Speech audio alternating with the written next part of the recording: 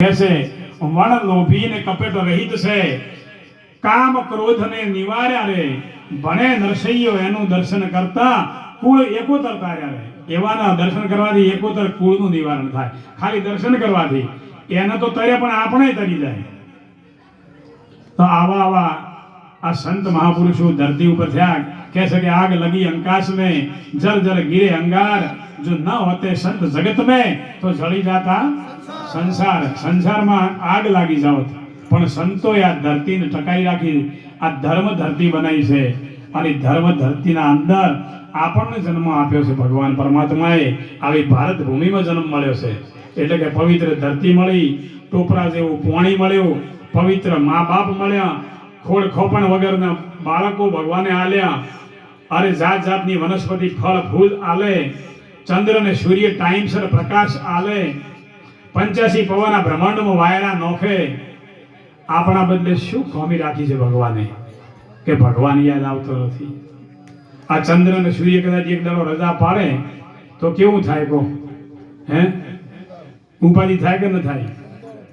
તો અને આ લાઈવ ફોક્સ બળે એના ફોક્સનું બિલ આવશે અને ચંદ્ર અને સૂર્યનું કોઈ આપણે બિલ ભરતા.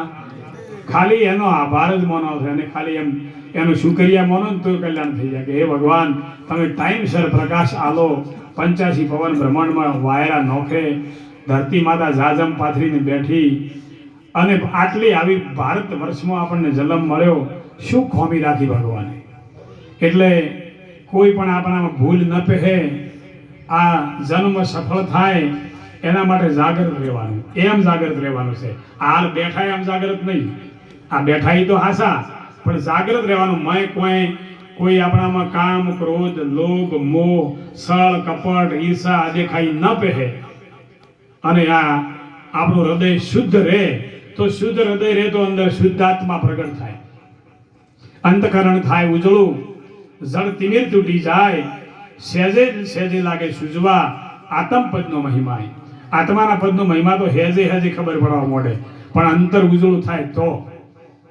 મોય સળ કપટ ભરેલું હોય તો કોઈ જરા ભગવાનની પ્રાપ્તિ થાય નહીં. એક દ્રષ્ટાંત છે કે એક બાઈ હતી ભંગીની.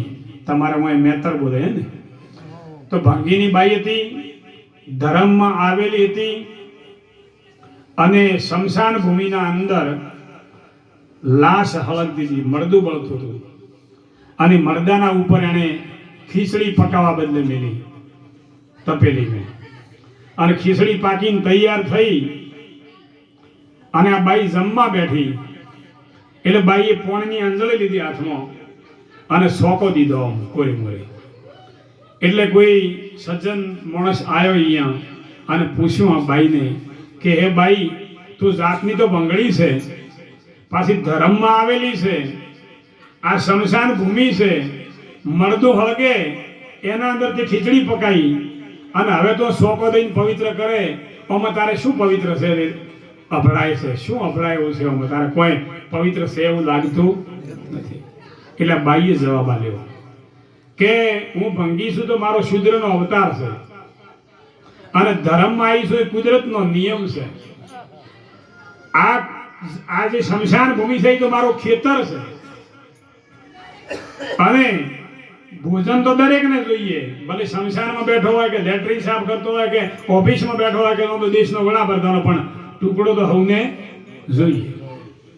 પણ આ શમશાનની અંદર જે બેન દીકરીના પૈસા ખાધા હોય અને શમશાનમાં આવીને બળ્યા હોય અને એની રાખ પડી હોય, વોની પડી હોય, એ વોની મારા ભોણાને અડે તો મારું ભોણું અભડાઈ જાય. એટલે હું સોંપો દઉં છું. આ વાત ખરેખર સમજવાની છે. આપણે કઈ જગ્યાએ ઊભા થઈ તો મોય ખબર પડે, હૃદય ઉપર હાથ મેળવા એટલે ખબર પડે મોય કે આપણી સ્થિતિ કેવી છે. હે આપણા અંતરમાં બધી વાતની ખબર હોય. મન જોણે પાપ અને માં જોણે બાપ. આપણને ખબર હોય કે અમે કઈ દશા ઉપર જીવા છે.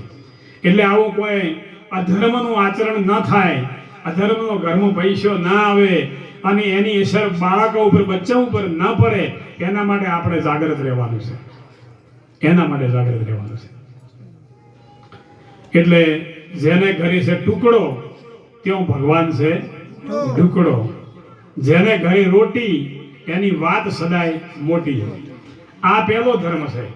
કહે કબીરા કહે કમાલ કો દો બાતા લીખ લે કર સાહેબ કી બંદગી ભૂખે કો કચ્છ દે. ભૂખ્યાને કોક આલદો ટુકડો તારા ઓગણીયા પૂછી કોઈ આવે તો આવકારો મીઠો આપજો. કેમ તમે આયા છો એમ મત કહેજો, એને ધીરે ધીરે બોલવા દેજો.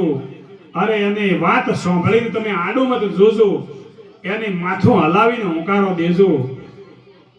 કહે કાગ કવિ કે તમે એને પોણી પાજો અને એની હાથે બેસીને ખાજો. અરે આવકારો મીઠો આપજો. તમારા દિવસો દેખીને કોઈ દુખિયા આવે તો દુખિયાનું દુઃખ થોડું થોડું કાપજો. આપણો આ ધર્મ છે. આપણે જ્ઞાનની વાતો ખૂબ કરીએ, ધ્યાનની વાતો કરીએ, આત્મજ્ઞાનની વાતો કરીએ, પણ આ વાત નહીં હોય તો મેળ નહીં પડે. પહેલી આ વાત પાયો મજબૂત જોઈએ. 7 માળની હવેલી બનાવી હોય તો પાયો મજબૂત જોઈએ. પાયો મજબૂત હોય તો હવેલી બને, પાયો કાસો હોય તો હવેલી બને. એમ આપણું આ ધર્મ સનાતન સંસ્કૃતિ શું છે? આપણા ઘરે કોઈ આવ્યો હોય, કોઈ ગરીબ ગરબુ સંત સાધુ જતી સતી ભેગ બ્રાહ્મણ કોઈ પણ કળ કુમાસી આવે તો એને નારાજ મૂકવું નહીં. આપણે હાલ તો એવું થયું છે, માગવા વાળા કોઈ આવ્યા હોય ને તો આપણે બધા એમ કહે કે જાઓ જાઓ આગળ જાઓ, આપણે એવું કહેશું. પણ એવું બીજું કહેવું નહીં. જે બને આપવું, એવું નથી કે આખું ઘર આપી દેવું, પણ જે બને ટુકડામાંથી ટુકડો એને આપવો. અમારા ગુજરાતની અંદર સાબરકાંઠા જિલ્લો છે.